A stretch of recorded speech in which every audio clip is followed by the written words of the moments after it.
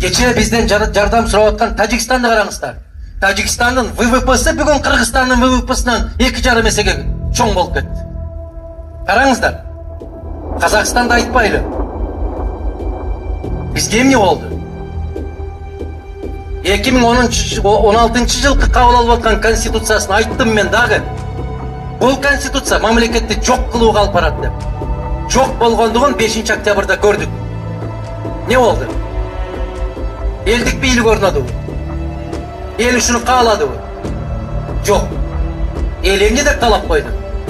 Мыйзамсыз өткөн шайлоонун жыйынтыгын жокко чыгар деп талап койду. Президентти кууп жибер, өкмөттү тээп жибер деп талап койгон жокпуз да, кандай дейсиздер? Мына ошол мамлекеттин жоктугунун бир белгиси ушунда болду. Сотуң дагы, милицияң дагы, прокуроруң дагы, КМБң дагы, алар баягы тоо курдагандарга эле күчтүү экен.